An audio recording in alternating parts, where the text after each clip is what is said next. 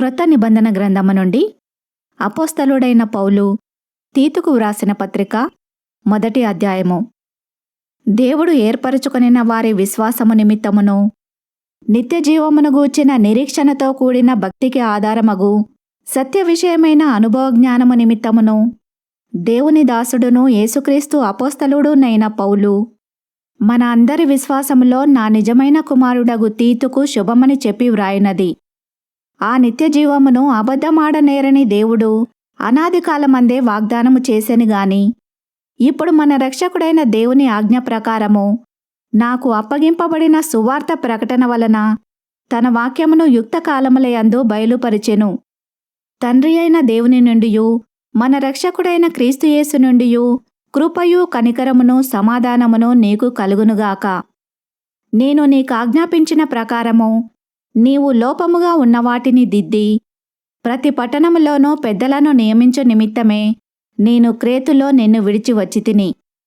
ఎవడైనను నిందారహితుడును ఏకపత్ని పురుషుడును దుర్వ్యాపార విషయము నేరము మోపబడని వారై అవిధేయులు కాక విశ్వాసులైన పిల్లలు గలవాడునై ఉన్న ఎడల అట్టివానిని పెద్దగా నియమింపవచ్చును. ఎందుకనగా అధ్యక్షుడు దేవుని గృహ నిర్వాహకుని వలె నిందారహితుడై ఉండవలెను. అతడు స్వేచ్ఛాపరుడును ముక్కోపియు మద్యపానియు కొట్టువాడును దుర్లాభము అపేక్షించువాడును కాక అతిథి ప్రియుడును సజ్జన ప్రియుడును స్వస్థబుద్ధి గలవాడును నీతిమంతుడును పవిత్రుడును ఆశా నిగ్రహము గలవాడునై ఉండి తాను హితబోధ విషయమై జనులను హెచ్చరించుటకును ఎదురాడు వారి మాట ఖండించుటకును శక్తిగలవాడగునట్లు ఉపదేశమును అనుసరించి నమ్మదగిన బోధను గట్టిగా చేపట్టుకొనువాడునై ఉండవలెను. అనేకులు విశేషముగా సున్నతి సంబంధులును అవిధేయులును వదరుబోతులును మోసపుచ్చువారునై ఉన్నారు. వారి నోళ్లు మూయింపవలెను. అట్టివారు ఉపదేశింపకూడని వాటిని దుర్లాభము కొరకు ఉపదేశించుచు కుటుంబములనే పాడు చేయుచున్నారు. వారిలో ఒకడు అనగా వారి సొంత ప్రవక్తలలో ఒకడు ఇట్లనేను.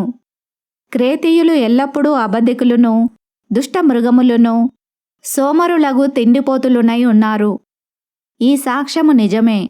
ఈ హేతువు చేత వారు యూదుల కల్పనా కథలను సత్యము నుండి తొలగిపోవునట్టి మనుషుల కట్టడలను లక్ష్యపెట్టక విశ్వాస విషయమున స్వస్థులగు నిమిత్తము వారిని కఠినముగా గద్దింపుము.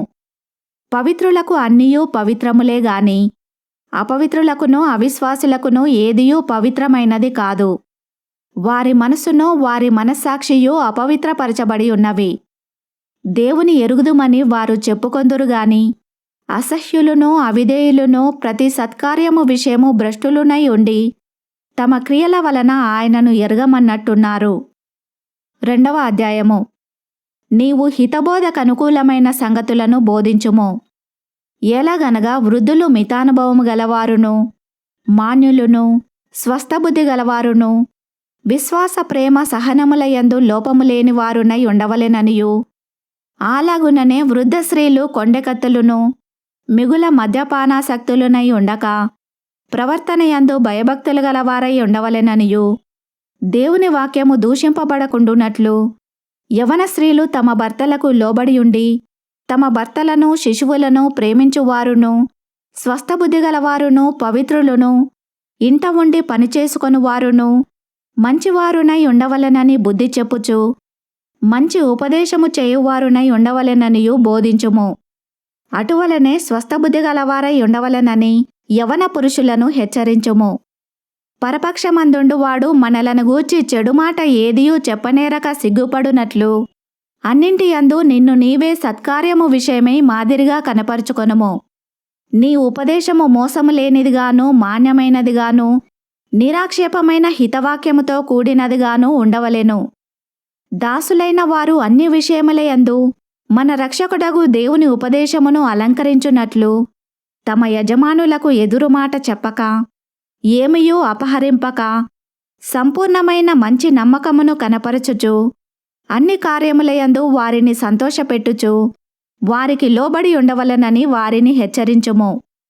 ఏలయనగా సమస్త మనుషులకు రక్షణకరమైన దేవుని కృప ప్రత్యక్షమై మనము భక్తిహీనతను ఇహలోక సంబంధమైన దురాశలను విసర్జించి శుభప్రదమైన నిరీక్షణ నిమిత్తము అనగా మహాదేవుడును మన రక్షకుడునైన యేసుక్రీస్తు మహిమ యొక్క ప్రత్యక్షత కొరకు ఎదురుచూచుచు ఈ లోకములో స్వస్థబుద్ధితోనూ నీతితోనూ భక్తితోనూ బ్రతుకుచుండవలనని మనకు బోధించుచున్నది.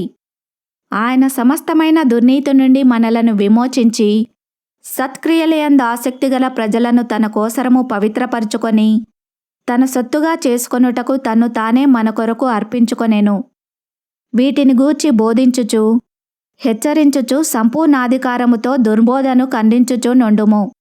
నిన్నెవనిని తృణీకరింపనీయకుము. 3వ అధ్యాయము. అధిపతులకును అధికారులకును లోబడి విధేయులుగా ఉండవలెననియు ప్రతి సత్కార్యము చేయుటకు సిద్ధపడి ఉండవలెననియు మనుషులందరి ఎడల సంపూర్ణమైన సాత్వికమును కనపరచుచు ఎవనిని దూషింపక జగడమాడని వారును శాంతులునై ఉండవలెననియు వారికి జ్ఞాపకము చేయుము. ఎందుకనగా మనము కూడా మునుపు అవివేకులమును అవిధేయులమును మోసపోయిన వారమును నానా విధములైన దురాశలకును భోగములకును దాసులమునై ఉండి దుష్టత్వమునందును అసూయయందును కాలము గడుపుచు అసహ్యులమై ఒకనినొకడు ద్వేషించుచు ఉంటిమి గాని మన రక్షకుడైన దేవుని యొక్క దయయు మానవుల ఎడల ఆయనకున్న ప్రేమయు ప్రత్యక్షమైనప్పుడు మనము నీతిని అనుసరించి చేసిన క్రియల మూలముగా కాక తన కనికరము చొప్పుననే పునర్జన్మ సంబంధమైన స్నానము ద్వారాను పరిశుద్ధాత్మ మనకు నూతన స్వభావము కలగజేయుట ద్వారాను మనలను రక్షించెను. మనం ఆయన కృప వలన నీతిమంతులమని తీర్చబడి నిత్యజీవమును గూర్చిన నిరీక్షణను బట్టి దానికి వారసులమగుటకై ఆ పరిశుద్ధాత్మను మన రక్షకుడైన యేసుక్రీస్తు ద్వారా ఆయన మన మీద సమృద్ధిగా కుమ్మరించెను. ఈ మాట నమ్మదగినది గనుక దేవునియందు విశ్వాసముంచిన వారు సత్క్రియలను శ్రద్ధగా చేయుటయందు మనసుంచునట్లు నీవీ సంగతులను గూర్చి దృఢముగా చెప్పుచుండవలనని కోరుచున్నాను.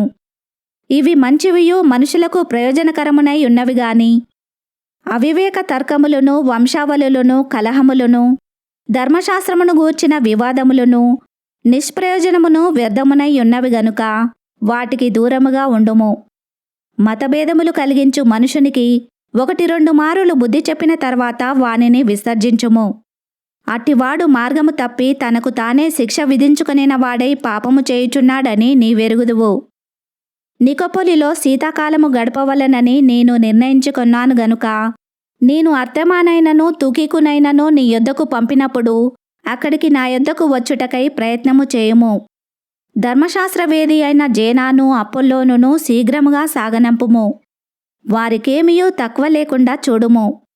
మనవారును నిష్ఫలులు కాకుండు నిమిత్తము అవసరమును బట్టి సమయోచితముగా సత్క్రియలను శ్రద్ధగా చేయుటకు నేర్చుకొనవలెను. నా యొద్ద ఉన్నవారందరూ నీకు వందనములు చెప్పుచున్నారు. విశ్వాసమును బట్టి మమ్మును ప్రేమించు వారికి మా వందనములు చెప్పుము. కృప మీ అందరికీ తోడైయుండునుగాక. ఈ వాక్యమును విన్న మిమ్మలందరినీ దేవుడు దీవించునుగాక. ఆమెన్.